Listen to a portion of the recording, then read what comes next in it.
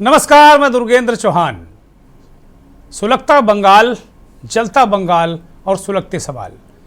चुप क्यों हैं देश के जिम्मेदार वो लोग जो बात बात पर हल्ला और हंगामा करने लगते हैं? वो विपक्ष कहाँ है इस पूरी घटनाक्रम में? मैं आज उस विपक्ष को ललकार रहा हूं कि न्यूज के इस मंच से कि वो कहाँ है। मुर्शिदाबाद जल रहा है और देश की सियासत खामोश है, खास तौर पर विपक्ष की सियासत। और वक्फ कानून के खिलाफ हुए प्रदर्शन ने जब हिंसा का रुख पकड़ा तो वो लपटें अब घर जला रही हैं, जानें ले रही हैं। अब तक कई लोगों की जानें जा चुकी हैं, सैकड़ों लोग शरणार्थी कैंपों में जीने को मजबूर हैं। सवाल ये है कि ये आग आखिर लगाई किसने? क्या ये सिर्फ एक स्थानीय विवाद था, सिर्फ वक्फ कानून को लेकर प्रदर्शन भर था, या इसके पीछे कोई सरहद पार की साजिश छिपी हुई है? जैसा कि आज गृह मंत्रालय के सूत्रों से बात सामने आई कि बांग्लादेश से इसकी साजिश रची गई और वहां से इसके तार जुड़े हुए हैं। तो क्या बांग्लादेशी उग्रपंथियों की कोई भूमिका है यहाँ पर? क्या खुफिया एजेंसियों को पहले से इस हिंसा का इनपुट था? मुर्शिदाबाद के गांवों में आज दलित हिंदुओं और हिंदुओं के लाशें उठाई जा रही हैं, लेकिन देश के वो ही नेता, वो ही पत्रकार जो मणिपुर, संभल या अन्य किसी और राज्य की घटना पर माइक और मेमो लेकर दौड़ पड़ते हैं, वो आज बंगाल पर चुप हैं। क्या इंसाफ की आवाज़ सिर्फ तब तक उठती है जब तक पीड़ित की पहचान राजनीति से मेल न खाए? और क्या ये महज इत्तेफाक है कि चुनाव नज़दीक है और हिंसा की आग में राजनीतिक दल अपनी रोटियां सेकने को उतावले हैं? क्या टीएमसी और बीजेपी दोनों इस हिंसा से अपना वोट बैंक मजबूत करना चाहते हैं? आज मंथन में हम सिर्फ सवाल ही नहीं उठाएंगे बल्कि जवाब भी तलाशेंगे।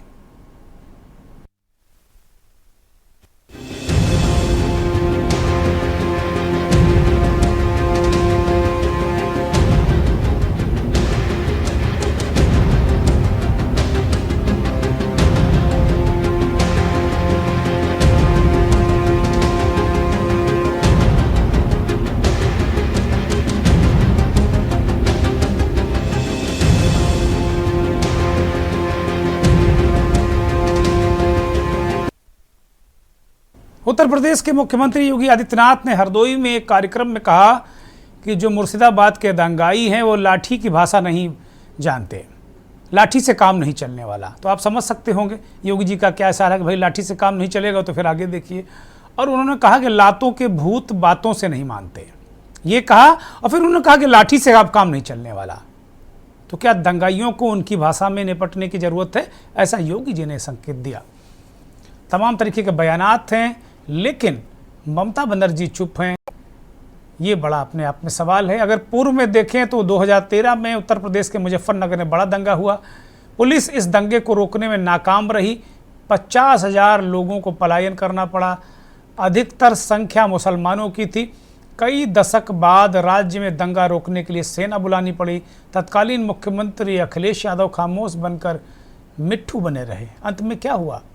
अखिलेश यादव सत्ता से बाहर हो गए। तो क्या वही गलती अब ममता बनर्जी कर रही हैं?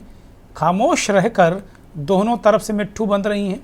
2026 में क्या ममता को जनता सबक सिखाएगी? ये सवाल होगा।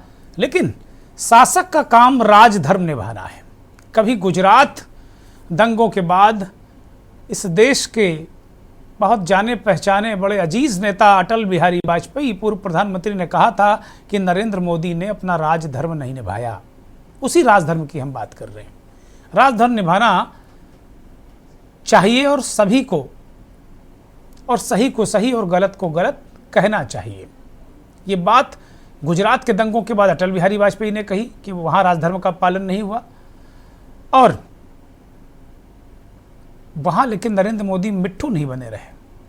वो हिंदुओं के साथ खड़े हुए और आज देश के तीसरी बार प्रधानमंत्री। तो क्या इन सब के पीछे राजनीति है? क्या है?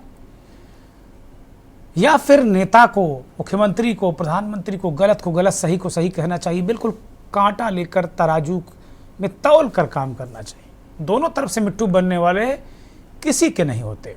राजनीति में जो भी दोनों तरफ से मिट्टू बना उसकी हालत खराब रही। बहुजन से बहन कुमारी मायावती सर्वजन बनी और उनकी राजनीति आईसीयू में पहुंच गई। सर दर्द हुआ तो आप लोग गोली खा सकते हैं, लेकिन ये तत्कालिक इलाज है नहीं। तो कुल मिलाकर देखा जाए तो इस तरीके की स्थितियां, इस तरीके की परिस्थितियां हैं। बयानात हैं कुछ नेताओं के, उनको सुनिए, फिर इस चर्चा को आगे बढ़ाएंगे। आप देख रहे होंगे बंगाल जल रहा है, वहां की मुख्यमंत्री चुप है, दंगाइयों को शांति दूत कहती है। अरे लातों के भूत बातों से कहां मानने वाले हैं। लेकिन सेकुलरिज्म के नाम पर इन लोगों ने दंगाइयों को दंगा करने की पूरी छूट दे रखी है। पूरा मुर्शिदाबाद पिछले एक सप्ताह से चल रहा है, सरकार मौन है। अस्पताल में दर्ज हुआ है बहुत सारे घायल लोगों गोली से सामदरगंज की घटना की चलते, लेकिन पुलिस छुपा रहे हैं, कुछ कहते नहीं, सरकार पुलिस कुछ कहते नहीं। बच्चे लड़का यहां देखा मैंने, घायल होकर सोए हुए हैं लोग, जिंदगी के साथ मौत के साथ ये लोग जूझ रहे हैं। और क्या बताऊं, सरकार चुप्पी साधे, कुछ कहते नहीं। सरकार करें, लॉ एंड ऑर्डर तो उनके पास में है, कानून उनके पास में है, रोके ना उनको। कौन करा रहा है दंगा? दंगा रोकना उनका काम है, दंगा उनको रोकना चाहिए। लेकिन वो कहीं ना कहीं इन दंगों को भड़काकर अपने एक संदेश देना चाहते हैं माइनॉरिटी के अंदर, देखो मैं आपके बचाव के लिए काम कर रही हूँ।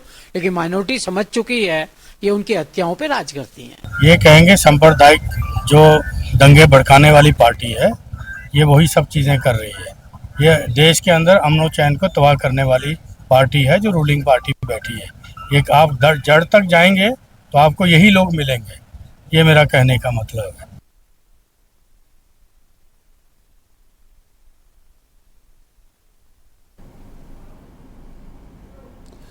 तो दंगा रोकना तो सरकार का ही काम है।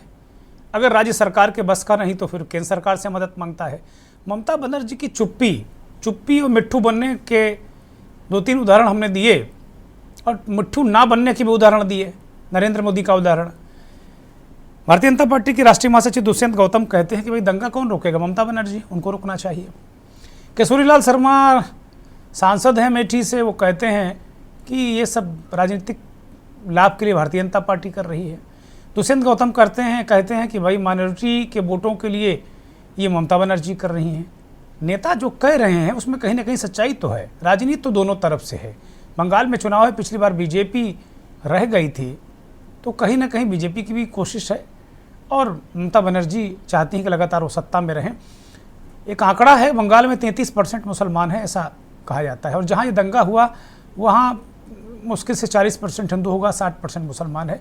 हालांकि मुझे अच्छा नहीं लगता इस तरीके के आंकड़े बताना, लेकिन आज कल बड़ी मजबूरी हो गई ये सब गुणागणित। आज मैं बहुत बेबाकी के साथ में इस चर्चा को शुरू करूंगा, और बिल्कुल हमारे साथ जो पैनलिस्ट अभी जुड़ेंगे उनसे मैं एडवांस में अनुरोध कर ले रहा हूं कि एक व्यक्ति अपनी बात कहेगा और तभी दूसरा व्यक्ति, जब उसको कहा जाएगा तभी वो कहेगा। बीच में कोई किसी को इंटरप्ट नहीं करेगा और कोई करेक्शन नहीं करेगा।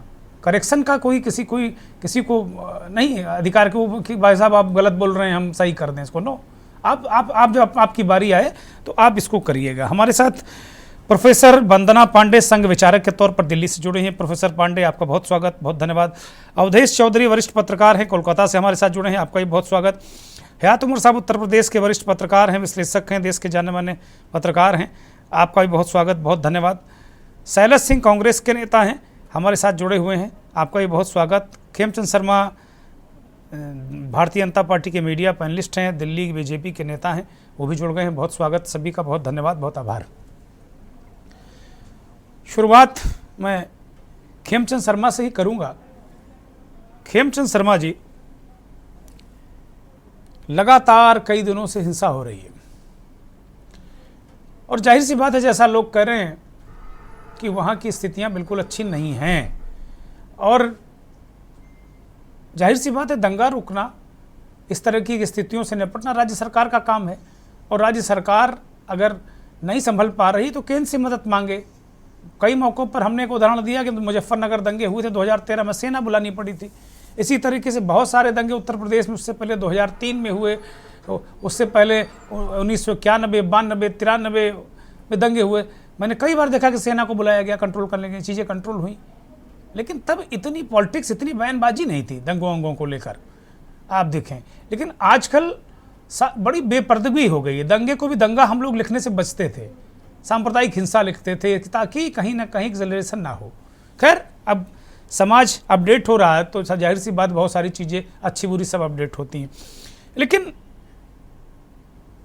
एक नेता के तौर पर, एक इंसान के तौर पर, खेमचंद शर्मा, आप मुर्शिदाबाद के घटनाक्रम को किस तरह देख रहे हैं? नमस्कार, जय श्री राम। नमस्कार। देखिए, बहुत ही दुखद घटना है, मन दुखी हो जाता है।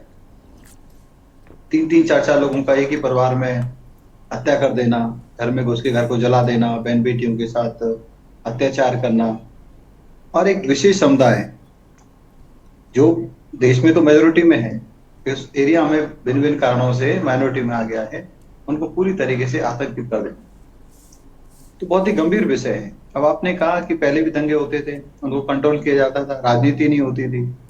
तो दंगों में और जेनोसाइड में फर्क है। यहाँ हिंदू जेनोसाइड हो रहा है, यहाँ दूसरी तरफ से तो कोई प्रतिक्रिया है ही नहीं।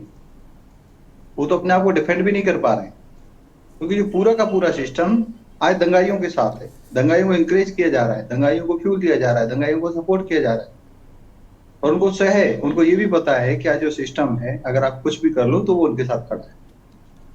दूसरा सवाल आपने उठाया कि केंद्र क्यों नहीं आ रहा है, तो केंद्र ने इंटरवेंट किया है। वहां पे केंद्रीय रिजर्व फोर्सेज पहुंच चुकी हैं और बहुत सारे एरियाओं में उन्होंने अपने हाथ में जो लॉ एंड ऑर्डर है उसको कंट्रोल करने के लिए वो लगातार प्रयास कर रहे हैं।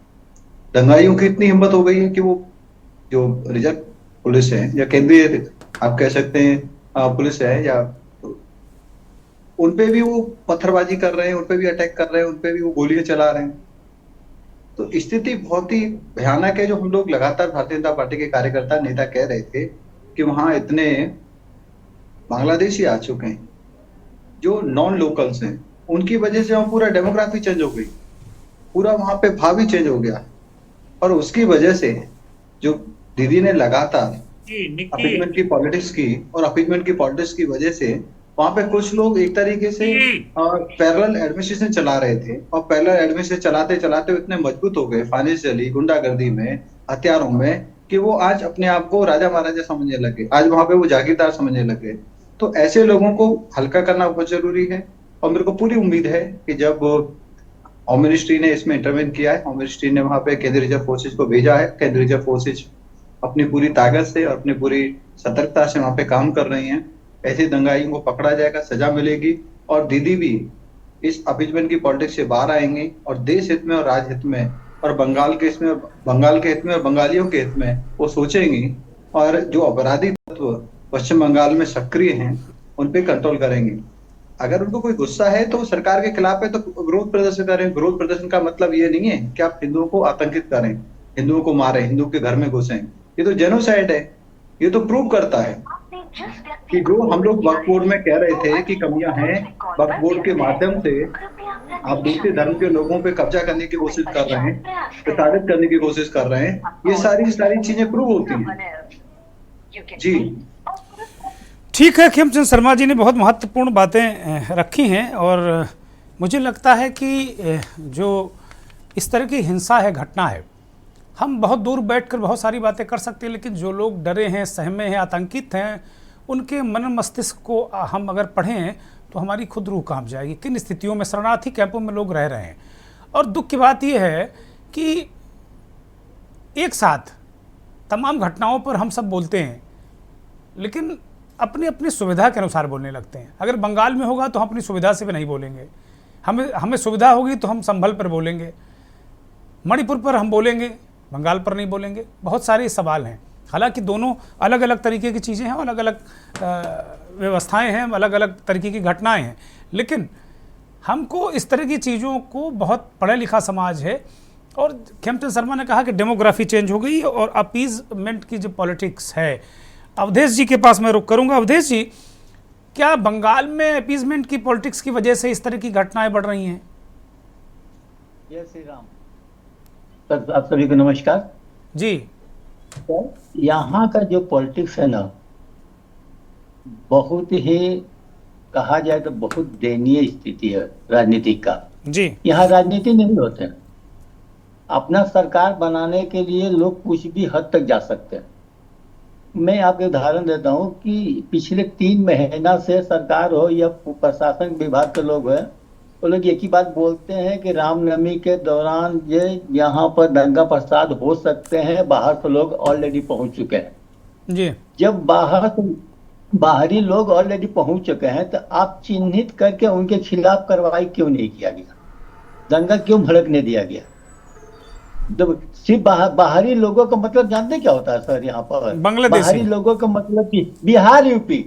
अच्छा, बिहार यूपी। बांग्लादेश, हाँ, यहाँ बाहरी लोग का मतलब बिहार यूपी। यहाँ अच्छा। यहाँ के जो मौजूदा लोग हैं, सत्ताधारी लोग, वो बाहरी लोग को बिहार यूपी बोलते हैं। अच्छा। तो बीडी बांग्लादेश से नहीं बोलेंगे, बिहार यूपी। बिहार यूपी से लोग आए हुए हैं, यहाँ कर दिए। लेकिन सबसे बड़ी दुख की बात यह है कि जो नागालैंड हो, चाहे तमाम जो जहाँ प्रांतों में झमेला हुआ हो, दंगा फसाद हुआ, उस पर विपक्ष के लोग, केंद्र का हो चाहे राज्य का हो, नंगा डांस करते थे लोग रोड पर। लेकिन इस घटना पर एक व्यक्ति, एक नेता का, किसी का कमेंट अभी तक नहीं आया है। दूसरी बात कि हमको ये दंगा फसाद रोकने के लिए हाई कोर्ट का हस्तक्षेप करना पड़ेगा कि भाई वहां पर केंद्रीय पुलिस को तैनात किया जाए।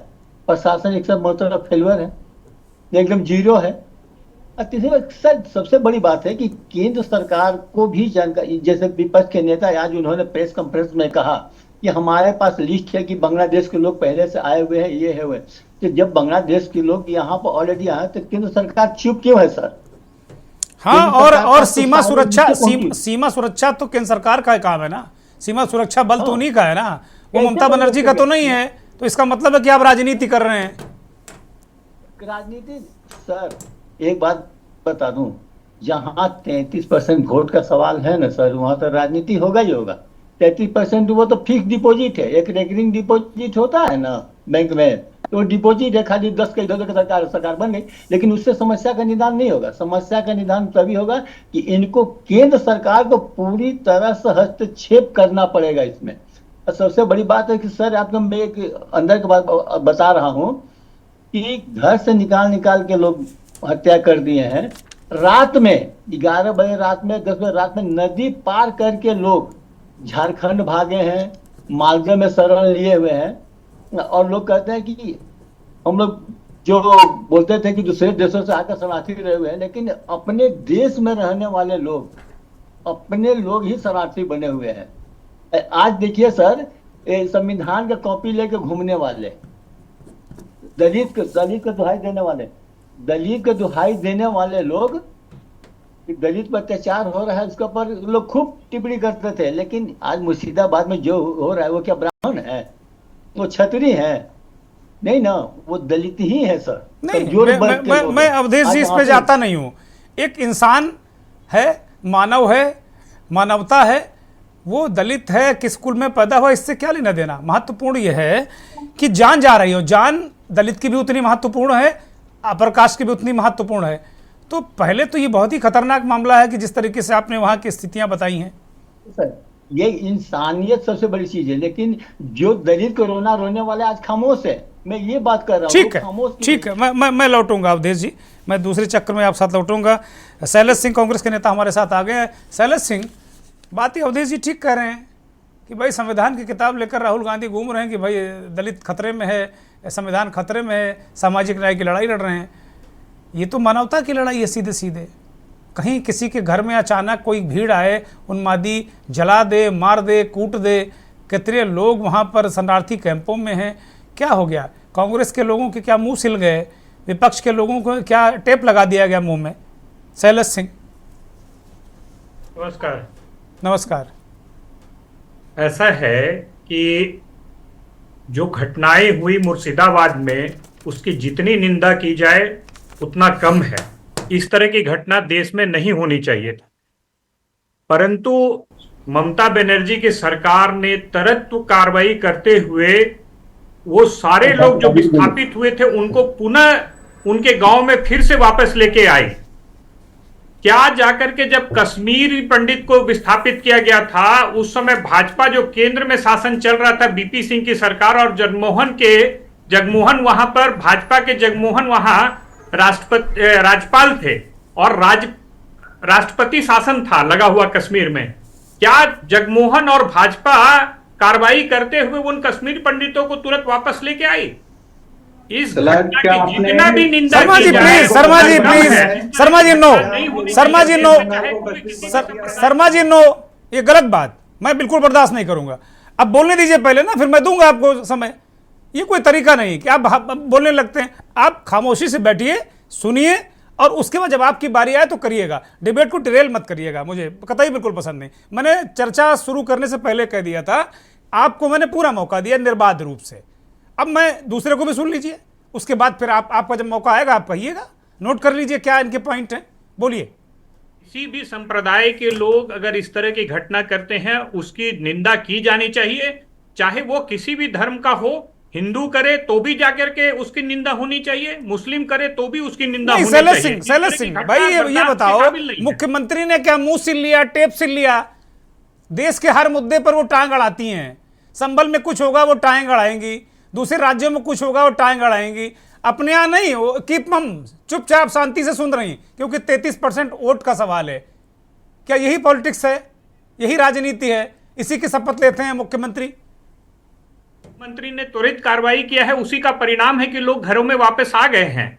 कार्रवाई बहुत पुरजोर तरीके से हुई है। और एक बार चले जाइए, आपकी पार्टी के अधीर रंजन, अगर उनको आपने नहीं निकाला है तो इसी कार्यक्रम में हमने उनका एक बयान सुनाया है। अगर आपने उनको पार्टी से नहीं निकाला है तो वो कह रहे हैं कि भाई पुलिस सुनी नहीं रही है, लोग घुस कर मार रहे हैं, अधमरे लोग पड़े हुए हैं सड़क में। ये हालत है, अधीर रंजन चौधरी कह रहे हैं, जो कभी लोकसभा में आपकी संसदीय दल के नेता हुआ करते थे। आप लोग क्या बात करते हैं?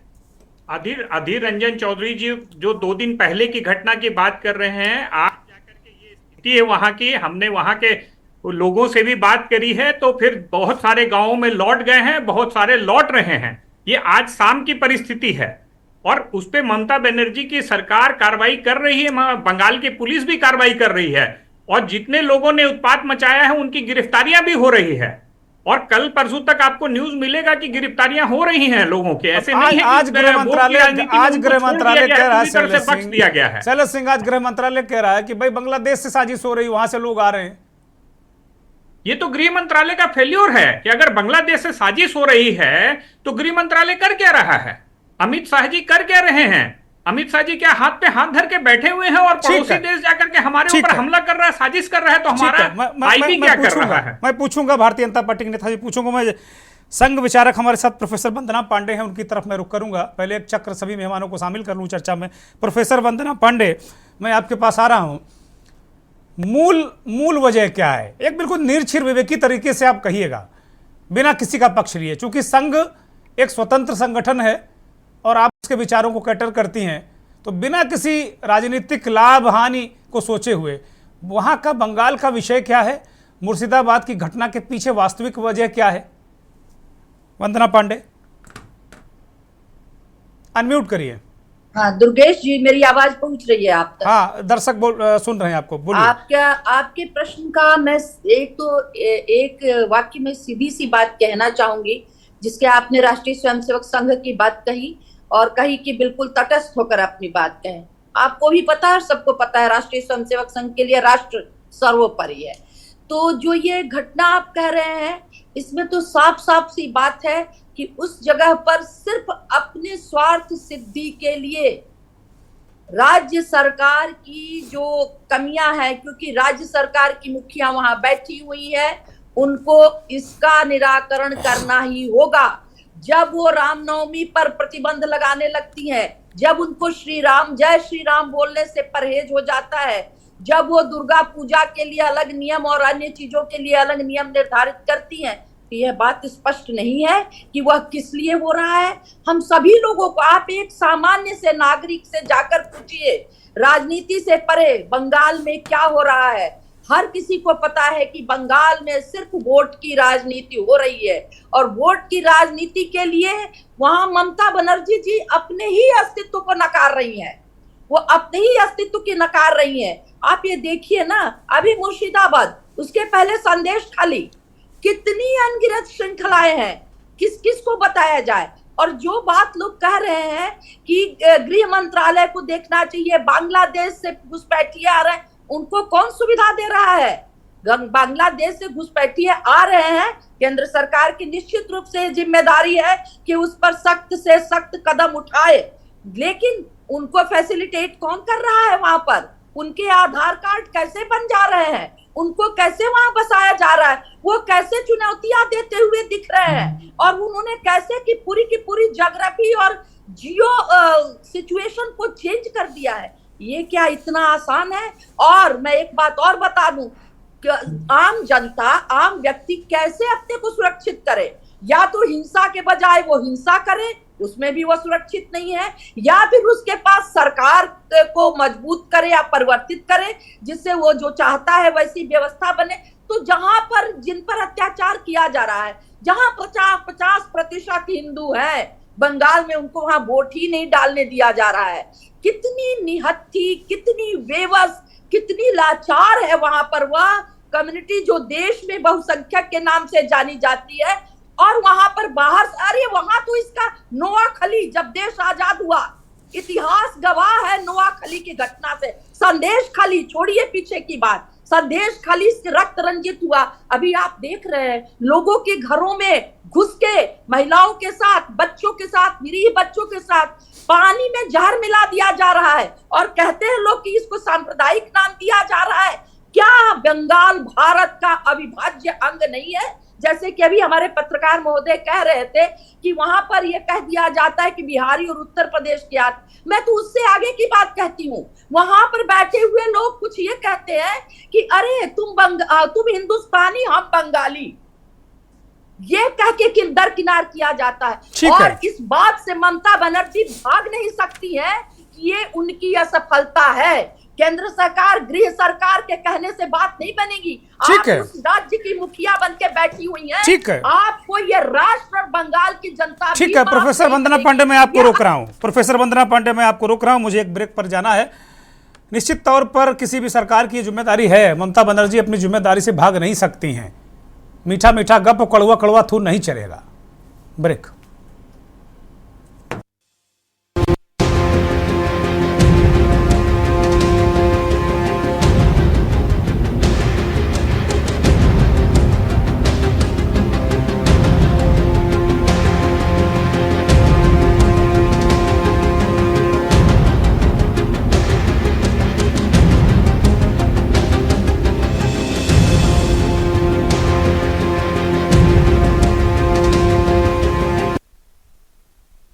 मंथन में आज चर्चा, जलता बंगाल, सुलगते सवाल। ब्रेक से पहले बहुत सारी बातें और घूम फिर कर जो लबोलबाब आया कि ममता बनर्जी शांति से हाथ पे हाथ धरे बैठी। हालांकि कांग्रेस के नेता कह रहे हैं कि नहीं नहीं, उन्होंने बहुत काम कर दिए, जो लोग विस्थापित हुए तो उनको घरों में भेजा गया है। हमारे साथ इस बीच तृणमूल कांग्रेस टीएमसी के नेता मोइनुल हक मुर्शिदाबाद से जुड़ गए हैं, पश्चिम बंगाल से। स्वागत आपका मोइनुल हक साहब। लेकिन हम रुख करेंगे सीधे तौर पर हयात उमर साहब, वरिष्ठ पत्रकार हमारे साथ जुड़े हैं। हयात साहब, एक जो संविधान की शपथ लेता है नेता, क्या उसको इतना हिसाब किताब करना चाहिए? जैसे मुलायम सिंह यादव ने कहा कि राजधर्म निभाने के लिए हमने गोलियां चलाई वहां पर, नरेंद्र मोदी को अटल जी ने कहा कि आपने राजधर्म नहीं निभाया। मुलायम सिंह खलनायक हैं, नरेंद्र मोदी नायक हैं।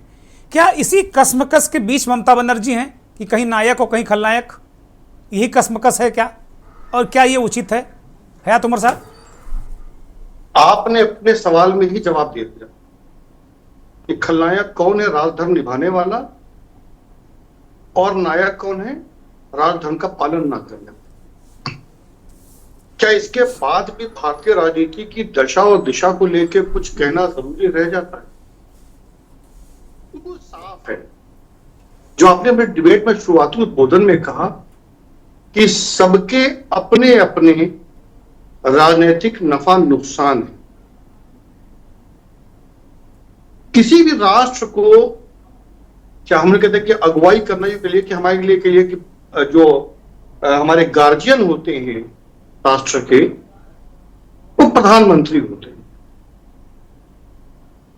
और प्रधानमंत्री ही मिसालें कायम करते हैं। देखिए हमने ऐसा करके दिखाया, अब आप लोग ऐसा करिए आगे। तो क्या हमारे प्रधानमंत्री ने मणिपुर हिंसा पर कोई ऐसा मिसाल पेश की थी जिसको लेकर के कि आज हम लोग राज्य सरकारों को घेर सकते हो, सबक कह सकते कि देखो मणिपुर से देखिए किस तरह से एक्शन लिया जाता है, और आप नहीं कर पा रहे हैं।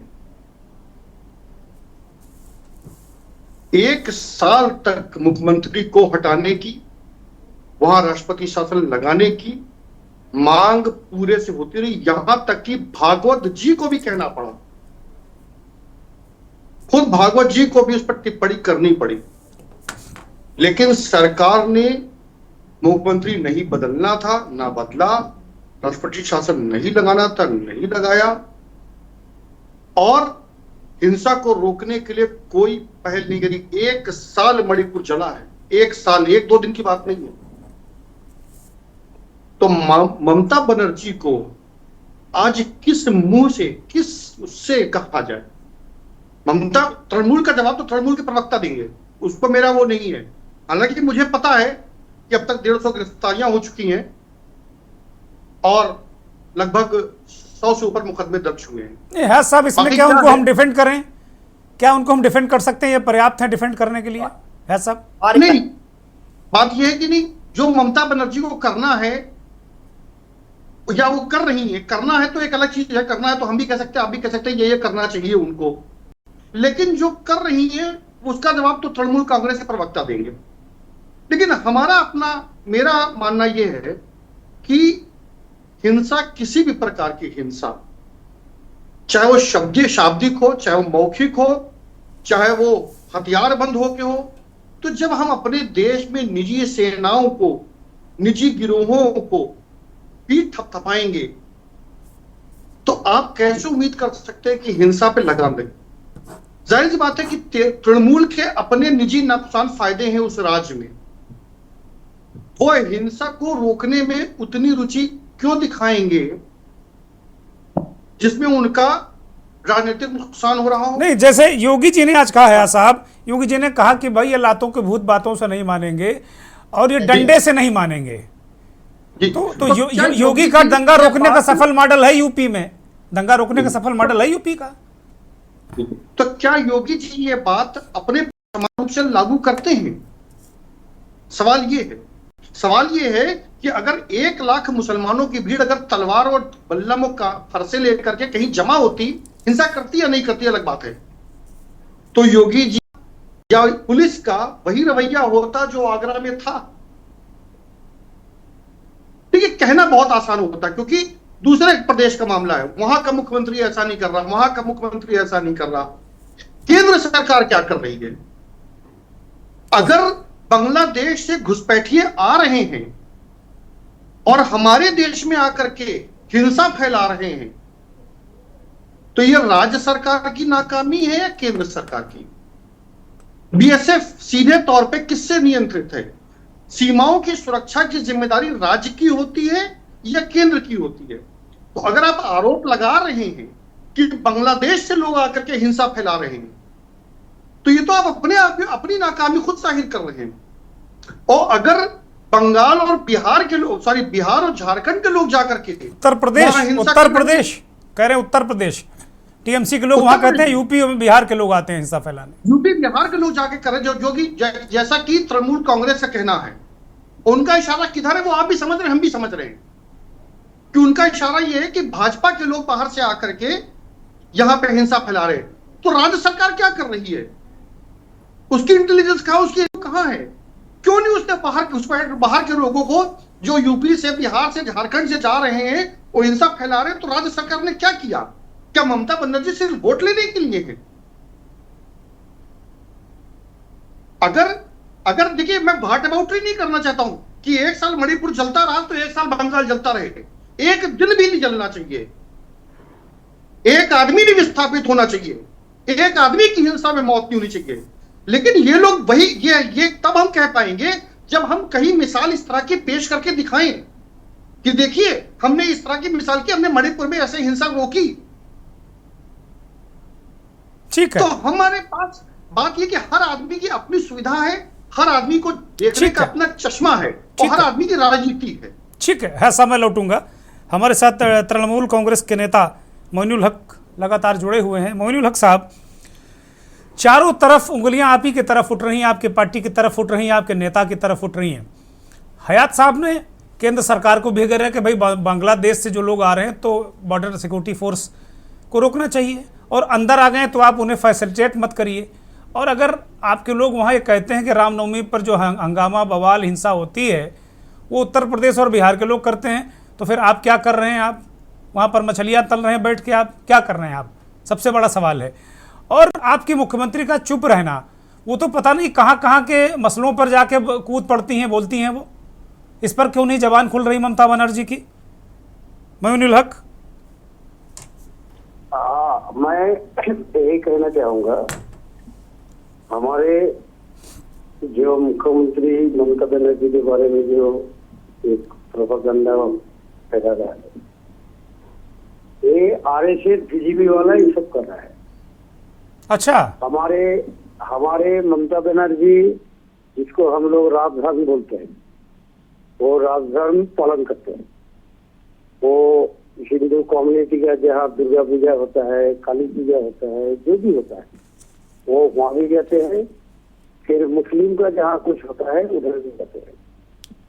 मोइनुल हक साहब कौन से राजधर्म की बात कर रहे हैं? घरों में लोगों को घुस घुस कर मारा जा रहा है, जलाया जा रहा है, जहर मिलाया जा रहा है। कौन से राजधर्म की बात करते हैं आप? ये तो देखिए, 2021 का जो विधानसभा इलेक्शन हुआ ना, उस टाइम में तो आपका पूरा बीजेपी का जितना लीडरशिप थे, चाहे प्राइम मिनिस्टर हो, होम मिनिस्टर हो, पूरा दिल्ली पैसेंजर हो गए थे। ममता बनर्जी को हरा देंगे, 295 जो होता है हमारा, वो 200 आसन ले लेंगे, सरकार चल जाएगा, ये होगा वो होगा। कुछ नहीं हुआ। 67 में खत्म हो गया बीजेपी। अभी आप पता कीजिए, 67 में भी 58 एमएलए है बीजेपी के पास, बाकी सब एमएलए टीएमसी में ज्वाइन कर चुका है। हर एक दिन, ऐसा कोई दिन नहीं है जहां बीजेपी का लीडर हो, लोकल लीडर हो, स्टेट लीडर हो, वो टीएमसी में ज्वाइन करते जा रहा है।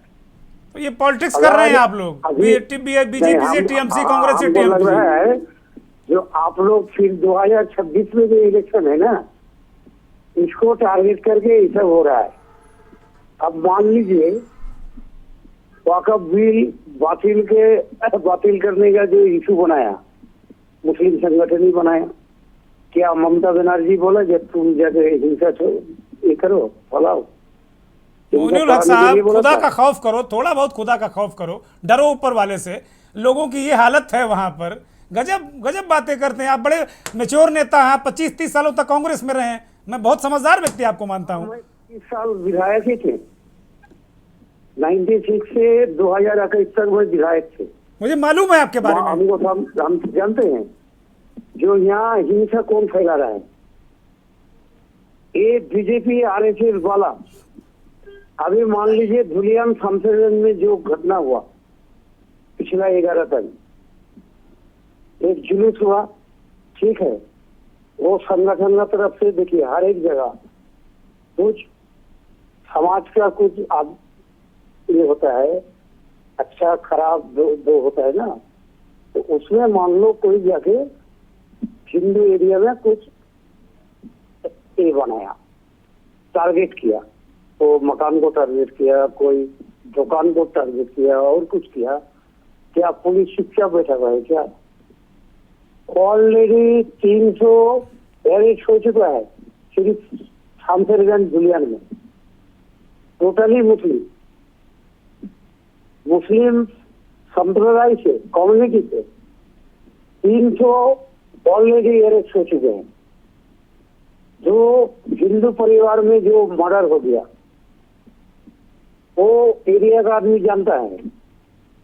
फिर भी पुलिस कहाँ बीरभूम डिस्ट्रिक्ट से 2 को पकड़ के लाया जो उस घटना का जो कनेक्ट है।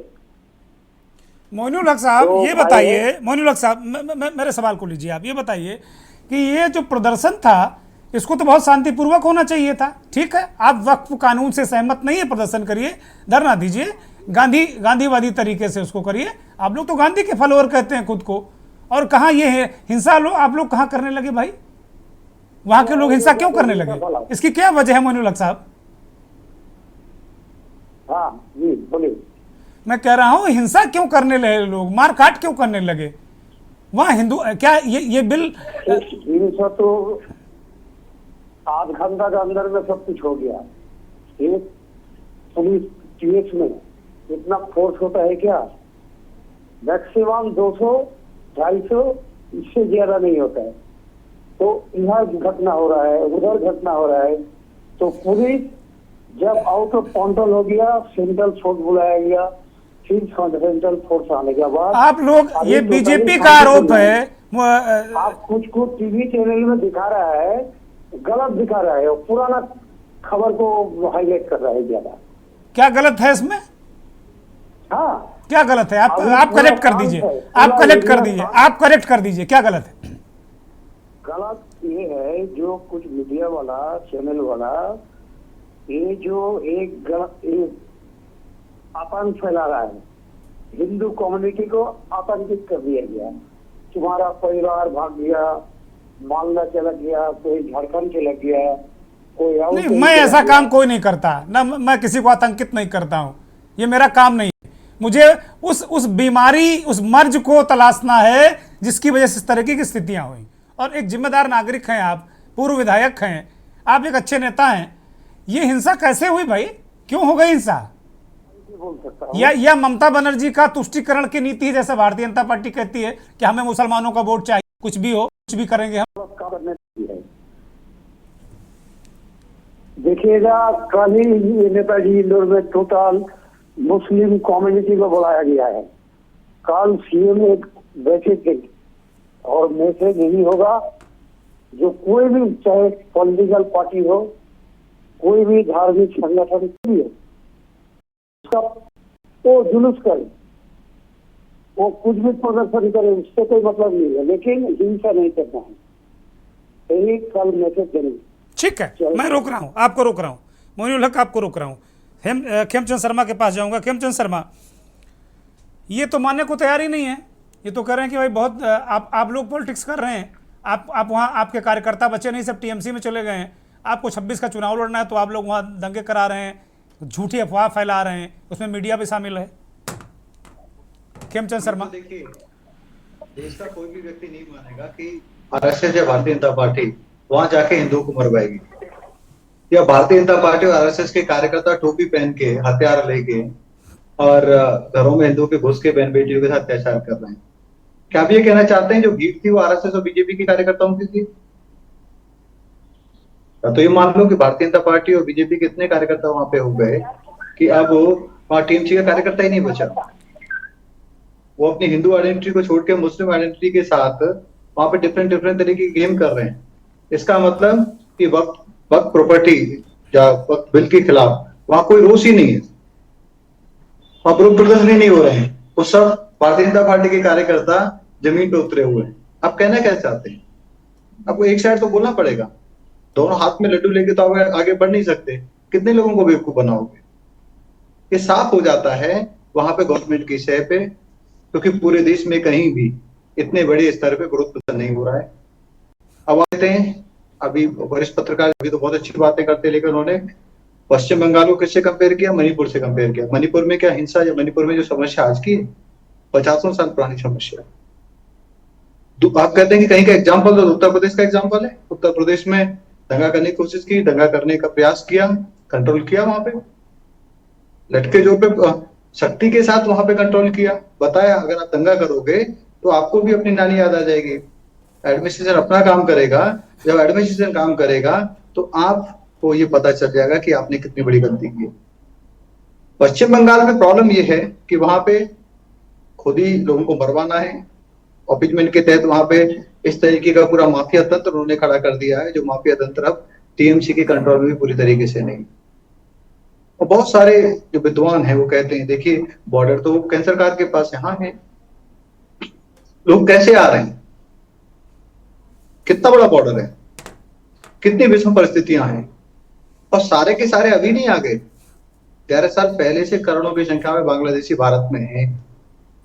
जब आसाम से उनको निकाला जाता है बांग्लादेशियों को असम सीएम के माध्यम से, तो दीदी क्या कहती है, चिंता मत करो, मैं बांग्लादेश नहीं जाने दूंगी, मैं पश्चिम बंगाल में बसाऊंगी। अगर उत्तर प्रदेश से निकाला जाता है, हरियाणा से निकाला जाता है, तो कहती है नहीं बाहर नहीं जाने दूंगी, मैं यहाँ पे बसाऊंगी।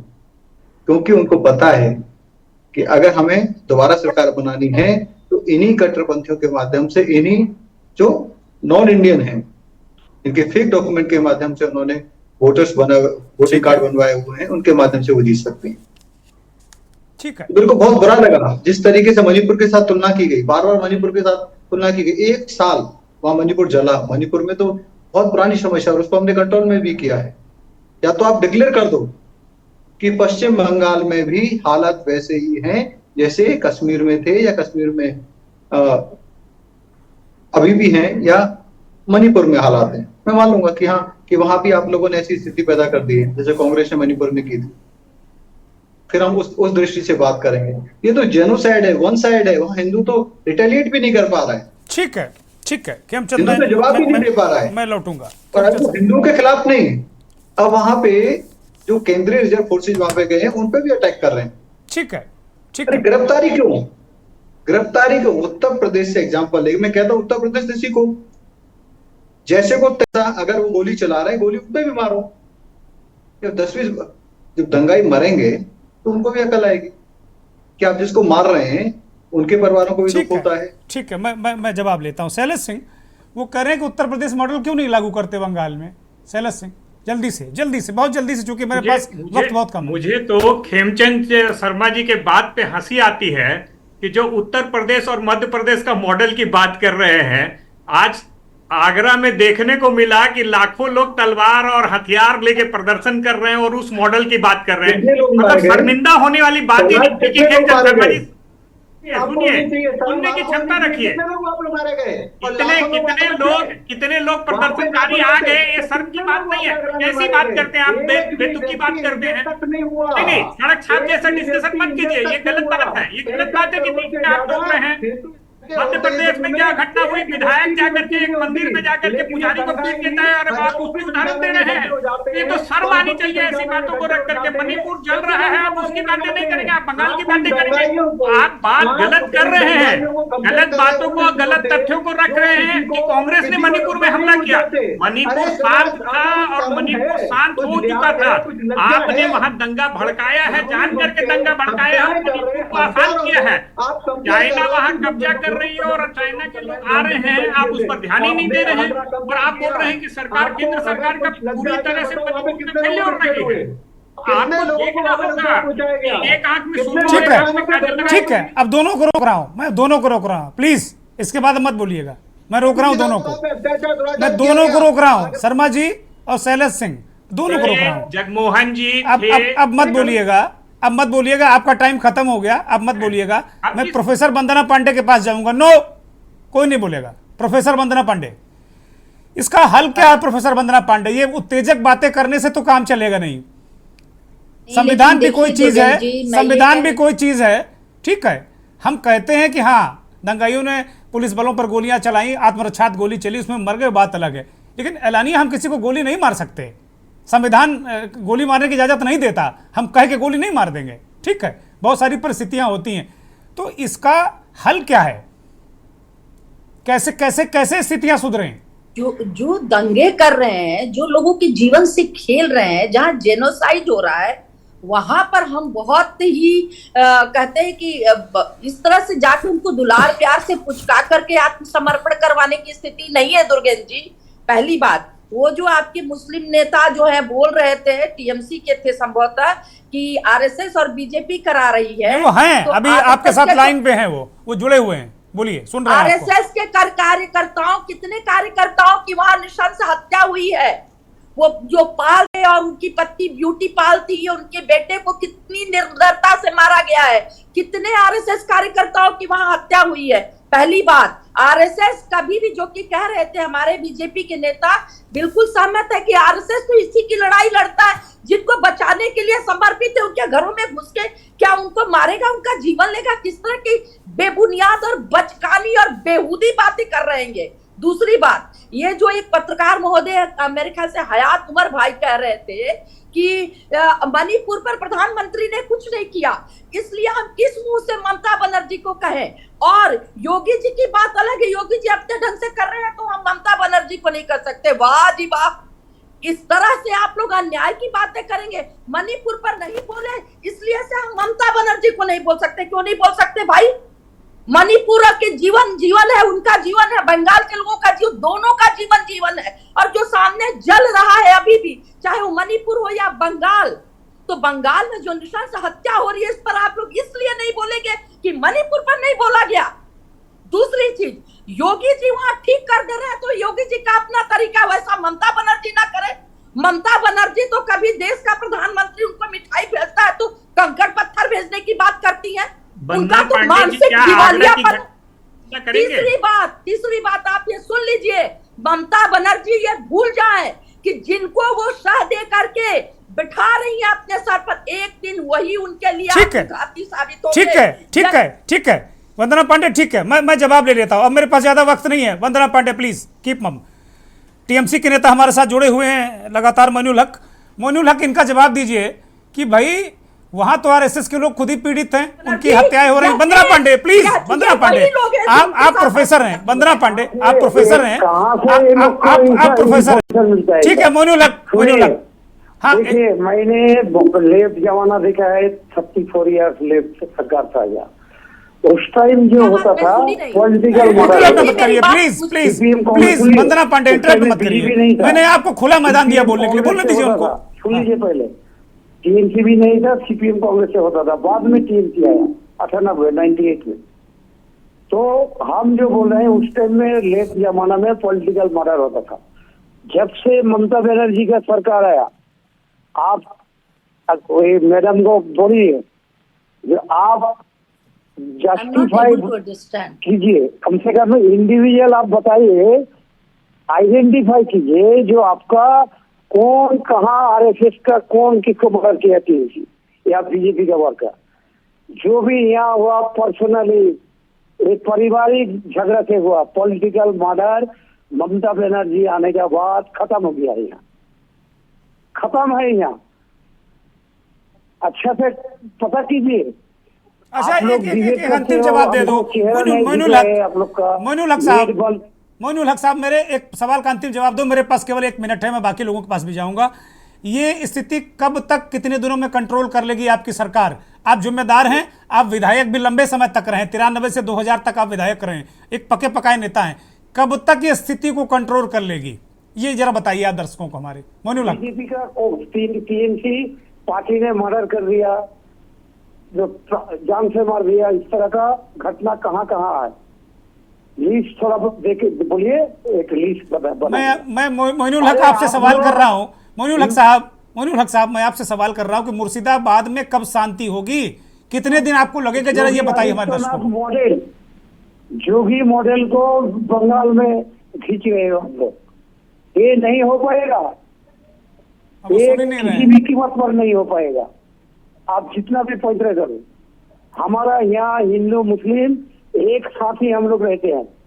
हो जाता है कहीं कहीं, झुलियान में हो गया, शमशेरगंज में हो गया।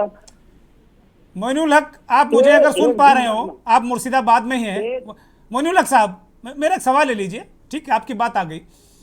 कितने दिन लगेंगे मुर्शिदाबाद को शांत होने में, जरा ये दर्शकों को हमारे बताइए। मैं तीसरी बार ये सवाल पूछ रहा हूं आपसे। अभी पूरा शांत है, एक भी घटना नहीं घटा 2 दिन, 13 तारीख से, 13 तारीख 14 तारीख से, 14 हो गया, 15 हो गया, जो भी हुआ है 11 से 13 तारीख का भी हुआ। अभी पूरा पुलिस ने हर एक जगह, पूरा स्टेट का डीजी से लेके आईजी से लेके डीआईजी से लेके डिस्ट्रिक्ट का एसपी डीएम सब मिलके अभी पूरा जहाँ घटना हुआ शमशेरगंज पेच में मुर्शिदाबाद का, थैंक यू, अभी शमशेरगंज में आज तक पूरा पुलिस ऑफिसर था, हर एक। कितना दिन लगेगा भाई, कितना दिन लगेगा इसको ठीक करने में? 1 महीना लगेगा, 2 महीना लगेगा, या मणिपुर बना दोगे इसको? क्या करोगे ये बताओ? कहा कितना वक्त लगेगा मोइनुल हक साहब शांति लाने के लिए, अमनो चैन लाने के लिए? कितना वक्त हमारा लगेगा? यहाँ आप अभी खबर लीजिए, अभी कहाँ क्या हुआ है। हम बोल रहे हैं 13 तारीख से जो भी हुआ 13 तारीख फर्स्ट में हुआ है। ठीक है, ठीक है। अवधेश जी, अवधेश चौधरी के पास मैं रुक करूंगा। अवधेश जी, वास्तव में एक जर्नलिस्ट के तौर पर आप क्या सुझाव देना चाहेंगे? ममता बनर्जी की सरकार को क्या करना चाहिए उनको? देखिए सर, मेरा यही है कि अभी जो 2-3 दिन के अंदर जो हुई है वो अभी तो पीसफुल है। आज का मैं बता रहा हूँ कि वहां पर अभी शांति कायम है और लोग कोशिश कर रहे हैं, सेना के जो हमारे बीएसएफ के लोग हैं और जो स्थानीय प्रशासन के जो अभी खबर जो मिली है वो धीरे धीरे आपस लाने की कोशिश हो रही है।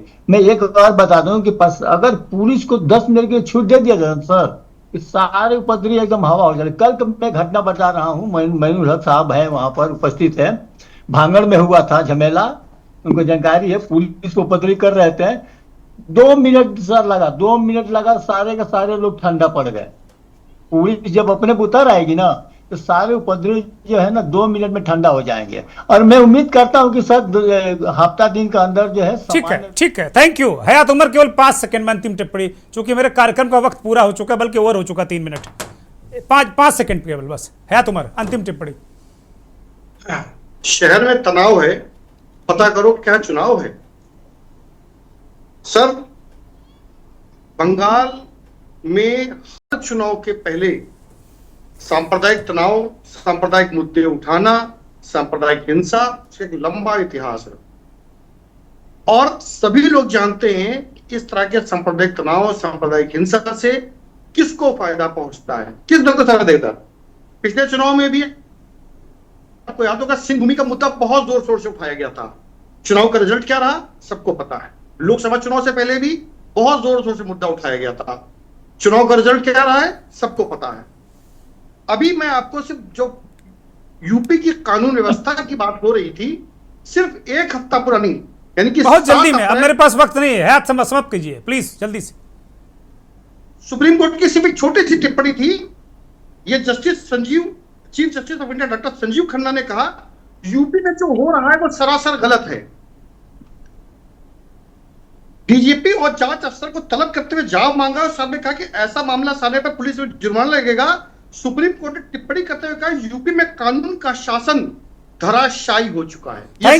थैंक यू, बहुत बहुत धन्यवाद। खेमचंद शर्मा, शैलेश सिंह, प्रोफेसर वंदना पांडे, अवधेश चौधरी, हयात उमर और मोइनुल हक टीएमसी के नेता हमारे साथ जुड़े हुए थे।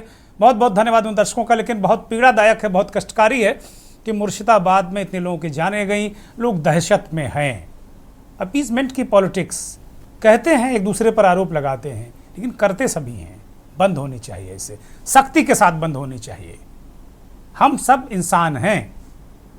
राजनीति भी यही सोचकर अगर की जाए तो बहुत अच्छा हो। नमस्कार।